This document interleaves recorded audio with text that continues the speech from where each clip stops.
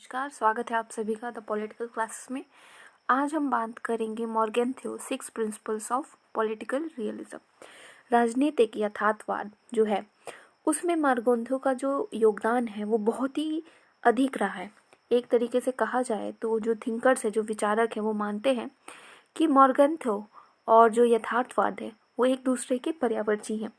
इसी के साथ जब हम मॉर्गेंथ्यू की बात करते हैं तो मॉर्गेंथ्यू ने अपनी बुक पॉलिटिक्स अमॉन्ग नेशंस में बहुत ही ज़्यादा अच्छे तरीके से यथार्थवाद का प्रतिपादन किया है। और उसी के साथ उन्होंने कहा है कि यह सिद्धांत मानव प्रकृति को उसी रूप में देखता है जैसे कि वह ऐतिहासिक घटनाओं को उसी रूप में लेता है जिस रूप में वे घटित हुई हैं। इसलिए इस थ्योरी को यथार्थवाद का नाम दिया गया है। मॉर्गेंथ्यू के अनुसार अंतर्राष्ट्रीय राजनीति राज्यों के मध्य शक्ति के लिए किया गया संघर्ष है, यानी international politics is the struggle for power among the nation. और इस वजह से वो अपने राष्ट्रीय हितों को पूरा करने के लिए शक्ति के प्रयोग का समर्थन होने के कारण इसे यथार्थवादी सिद्धांत कहते हैं। इसी के साथ साथ अगर हम देखें तो मॉर्गेंथ्यू ने रियलिज्म के 6 प्रिंसिपल्स दिए हैं, यानी 6 सिद्धांत दिए हैं, 6 मेन थ्योरीज दिए हैं।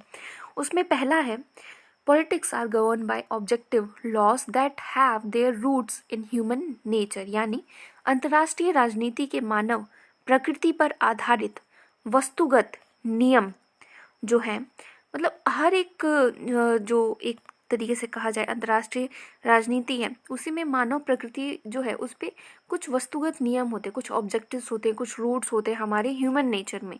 ठीक है, उसमें ह्यूमन नेचर में क्या वो रूट्स हैं वो देखते हैं।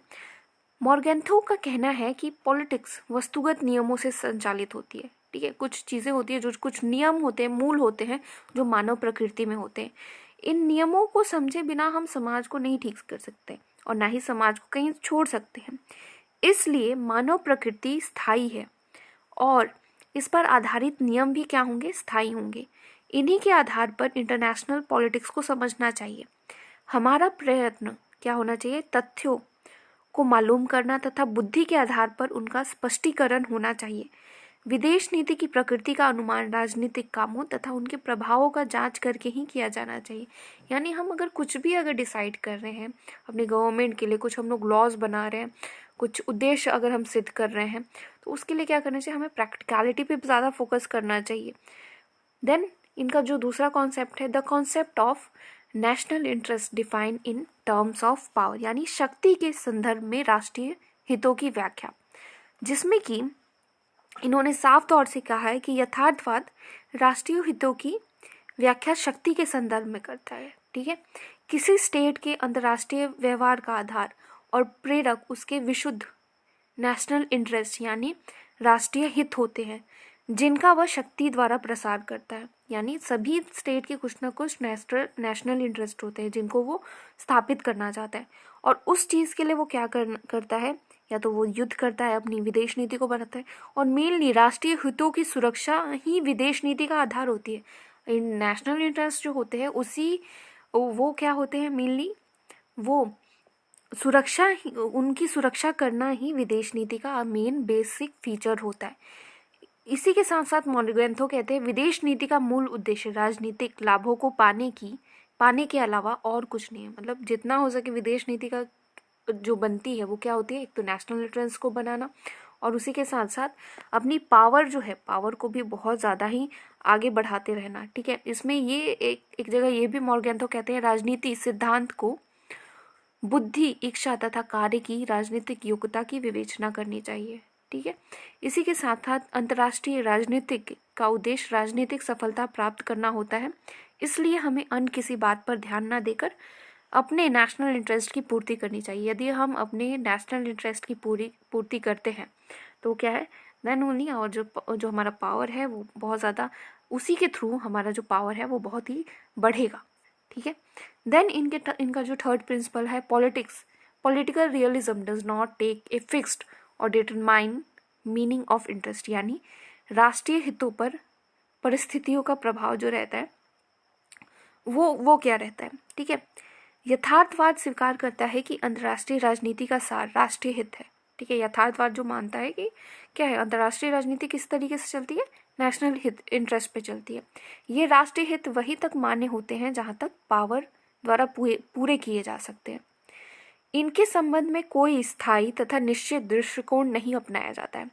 ये राष्ट्रीय हित सदैव से राजनीतिक का सार रहे, मतलब जो राष्ट्रीय हित रहे, नेशनल इंटरेस्ट, अभी से नहीं। आप कौटिल्या में भी देखिए तो कौटिल्या का जो सप्तांग थ्योरी है उसमें जो इंटरनल पॉलिसी है उसको बहुत ज़्यादा ही फोकस करने की यहाँ पर जो कहते हैं एक तरीके की बात यहाँ पे की जाती है। ठीक है, तो उसके लिए जो कौटिल्या हैं वो कौटिल्या भी इस बात को मानते हैं कि नहीं, हमारा जो नेशनल इंटरेस्ट है वो बढ़ते रहना चाहिए।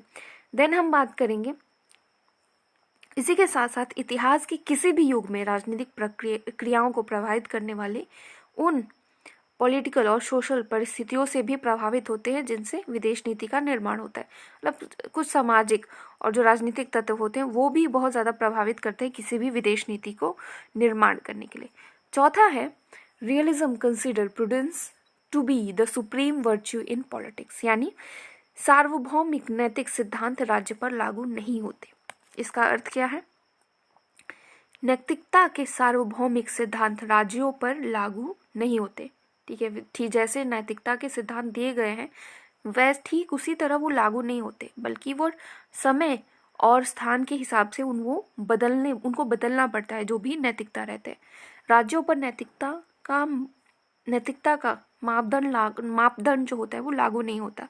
उसी के साथ साथ मॉर्गन्थो ये भी कहते हैं कि एक तरीके से राज्यों पर लागू नैतिकता देश काल और परिस्थितियों के अनुसार बदल जाती है।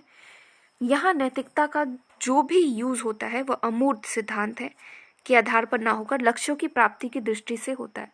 यथार्थवाद राजनीतिक बुद्धि को सर्वोच्च गुण मानता है और मेनली इनका जो फोकस रहता है, जो फोर्थ प्रिंसिपल है, वो उनका कहना क्या है कि आपका मेन फोकस रिजल्ट पे रहना चाहिए, बल्कि कैसे आप उस रिजल्ट को अचीव कर रहे हैं उस पे नहीं होना चाहिए। ठीक है, देन नेक्स्ट है political realism refused to identify the moral aspiration of a particular nation with the moral laws that govern the universe, यानी राज्य आकांक्षाओं तथा विश्व के सामान्य नैतिक नियमों में पृथकता।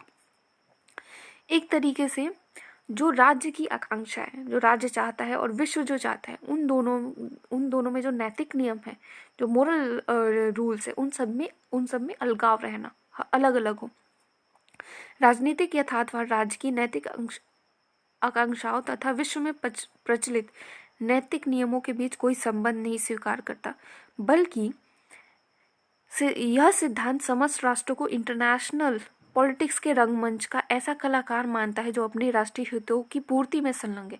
Like in our world everyone is preparing for what? Everyone is preparing to fulfill their national interest and they are literally very focused for that। ठीक है, तो राज्य शक्ति के आधार पर नेशनल इंटरेस्ट, राज्य शक्ति के आधार पर राष्ट्रीय हित की पूर्ति में लगे रहते हैं। इन्हीं के आधार पर राज्यों के कार्यों की विवेचना की जाती है। ठीक है, विश्व के समान नैतिक नियम राज्यों पर लागू नहीं होते। जो स्टेट है, स्टेट का अपना अलग फीचर्स है, और वो उसी के साथ साथ जो पूरा वर्ल्ड की जो व्यवस्था है वो आपके स्टेट पे लागू नहीं हो सकती।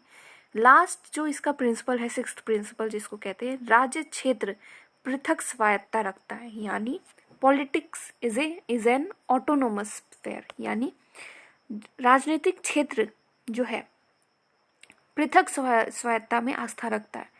जिस प्रकार धन के आधार पर इकोनॉमिक्स, नीति के आधार पर नीति शास्त्र चलता है, उसी प्रकार से राजनीति क्षेत्र भी पृथक होता है, अलग होता है, और उसका मेन फोकस क्या रहता है? राष्ट्रीय हित, संघर्ष, शक्ति के आधार पर इंटरनेशनल पॉलिटिक्स जो है वो चलती है।